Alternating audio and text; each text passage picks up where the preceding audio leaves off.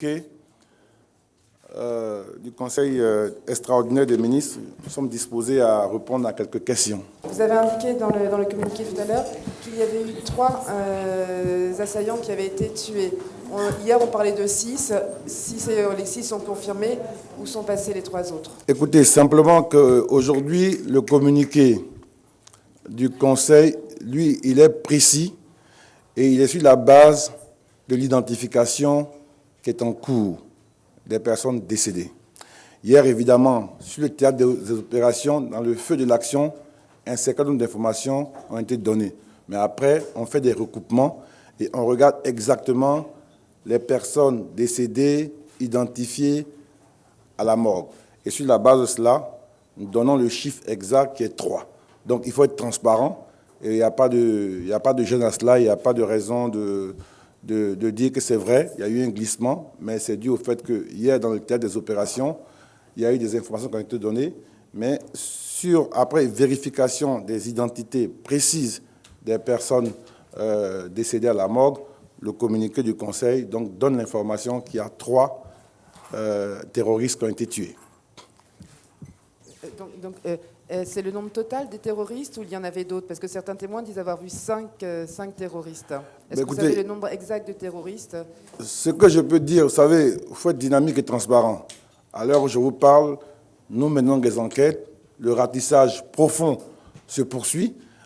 Aujourd'hui, ce que nous sommes sûrs et que nous pouvons donner comme information, nous avons 3 terroristes qui ont été abattus dont les corps sont à la morgue. Monsieur le ministre, bonjour. Concernant le ratissage, est-ce que ça veut dire que vous suspectez qu'il y a encore des terroristes dans la nature que vous poursuivez? Première question. Deuxième question, sur l'identité des victimes. Est-ce que vous pouvez nous faire un peu le détail sur leur nationalité, sur leur identité? Est-ce que notamment concernant les victimes occidentales? Écoutez, sur ça, je ne voulais pas m'avancer parce que le procureur est en train de procéder à l'identification précise. Qualité des personnes, etc. Et il fera une communication là-dessus. Justement, il faut éviter qu'on donne des informations qui, après, ne s'avèrent pas conformes à la réalité. Non, on ne fait pas de supputation. Écoutez, c'est une opération que vous pouvez imaginer qui s'est passée hier. Il y a une intervention des forces. Et aujourd'hui, nous avons organisé un ratissage plus large dans toute la région pour voir s'il n'y a pas d'autres personnes. Donc, on ne suspecte pas, mais on prend toutes les précautions pour nous assurer que notre ratissage soit le plus large possible. Alors, Monsieur le ministre d'État, Boga Sivori, notre voix, est-ce qu'on ne pourrait pas avoir l'identité réelle des terroristes? Mais bien sûr que ce sera fait. En ce moment, le procureur, avec les médecins légistes, la police scientifique, pour la base des données des empreintes, sont à pied d'œuvre. Et tout à l'heure, vous aurez précisément dans sa communication ou les jours à venir l'identité précise des différentes victimes, de toutes les victimes. Oui.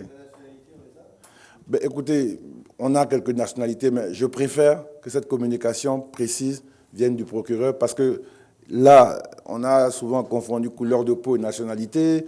Et donc, il faut que ce travail soit fait sur la base des pièces, sur la base des empreintes. Et donc, à ce moment-là, vous aurez une information des plus précises. Okay. Monsieur le ministre, je suis Ben Ayoub du journal L'Expression.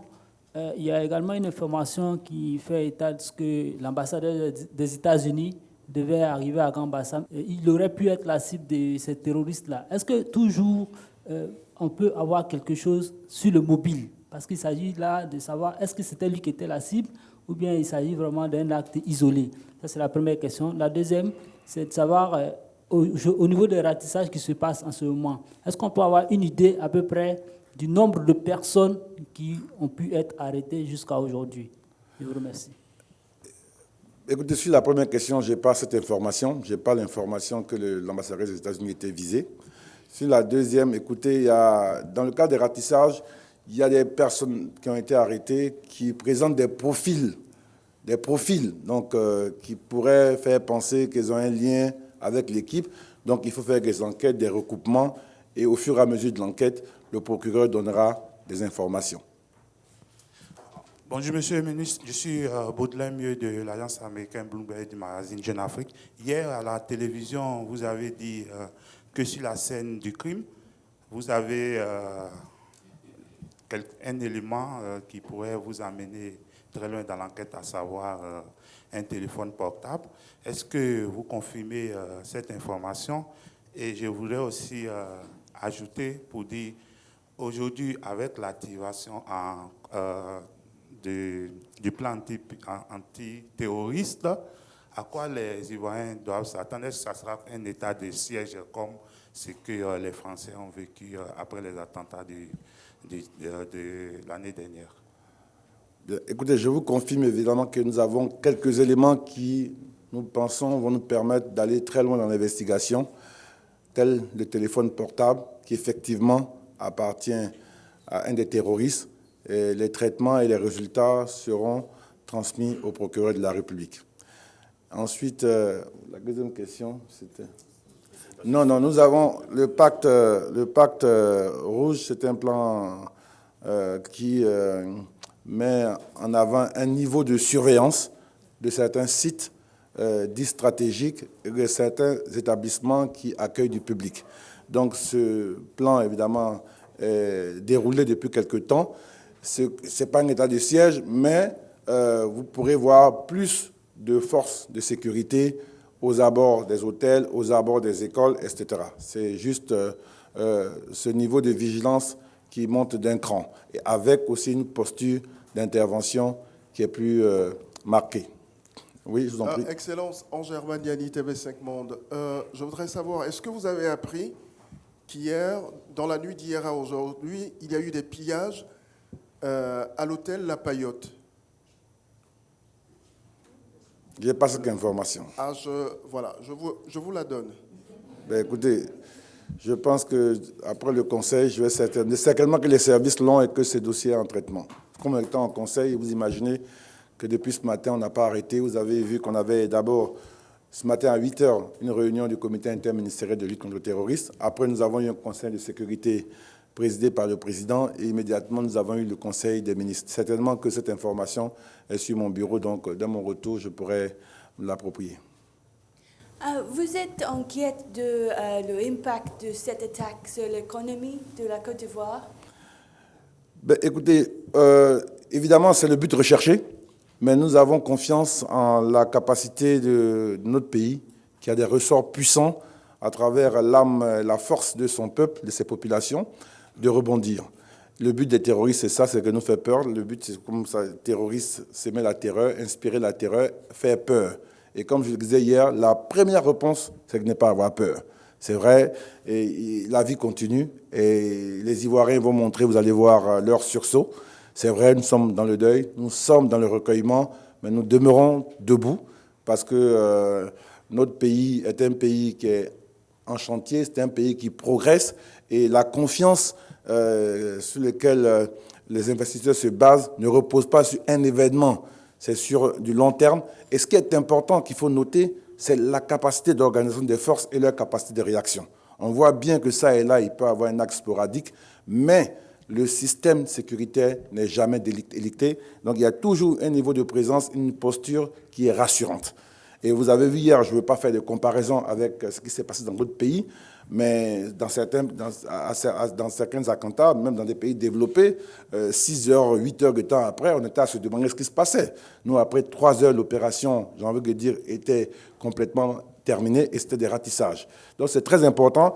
Cela est aussi le fait de notre anticipation. Parce que comme vous le savez, à travers ce plan, nous avons même eu des exercices de simulation pour faire jouer le PC autorité, pour faire jouer les surveillances. C'est vrai que là, il y a eu malheureusement ces attentats. Le risque zéro n'existe pas, mais nous sommes en capacité de réaction et nous sommes très, très, très sûrs de cela. Nous allons redoubler d'efforts, nous appelons les populations à rester vigilantes, mais avec la peur. Et vous allez voir que la Côte d'Ivoire, ça marche, ne va pas s'arrêter à cause de cet événement. Monsieur le ministre, c'est Jérôme du quotidien Le Nouveau Réveil. Cet attentat a été revendiqué hier par ACMI. Est-ce que vous avez une idée d'une cellule dormante de cette branche en Côte d'Ivoire? Moi, je n'aime pas parler de ces gens-là parce que c'est des gens qui parient sur la mort, donc pour moi, qui n'existent même pas.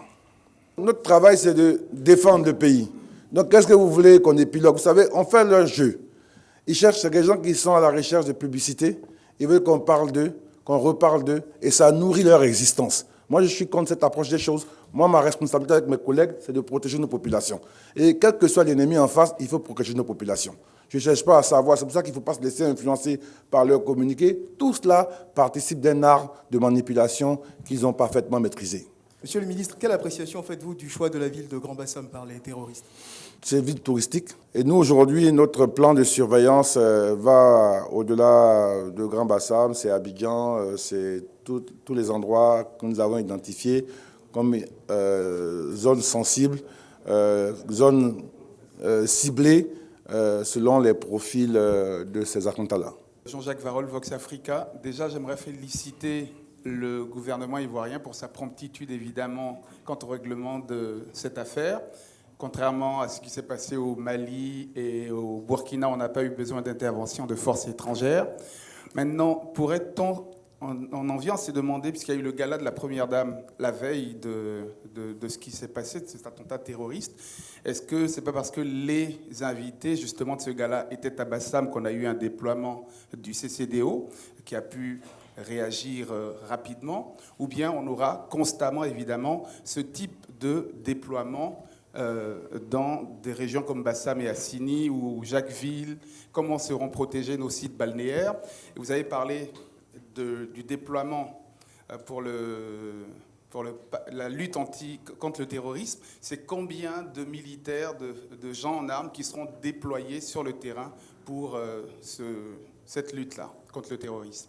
Ben écoutez, moi, je ne vais pas faire des spéculations. Vous savez, les attentats terroristes sont souvent planifiés sur de longs mois. Donc, je ne vois pas du tout de raison, de lien avec le gala de la Fondation Children of Africa. Non, le déploiement obéit à un plan de surveillance et de sécurisation qui est déjà programmé dans le pacte rouge. Quand nous sommes en pacte, plan antiterroriste rouge, il y a toute une déclinaison de mesures et de niveaux d'intervention. Donc, je ne vais pas donner les détails parce qu'à un certain moment, on se dévoile trop. Il faut garder un minimum d'informations qui ne méritent pas d'être rendues publiques et qui n'apportent rien au débat. Mais ce que nous savons aujourd'hui, nous devons doubler nos capacités d'action sur le terrain, le niveau de surveillance. Ce que je peux vous dire, nous avions identifié 41 sites qui étaient surveillés. Et évidemment, sur les périodes, les moments, les modes d'intervention, on a pu avoir cette situation. Mais je voudrais dire qu'aujourd'hui, on peut le dire, la Côte d'Ivoire, nos forces de sécurité ont déjoué déjà pas mal de tentatives par le passé. Car, comme vous le savez, ça fait quelques années que notre pays est ciblé. Les terroristes étaient lourdement armés. C'était des gens qui étaient vraiment, qui avaient des armes de guerre. Alors, comment, quand on sait que la zone habituelle de ces gens-là, c'était la plupart du temps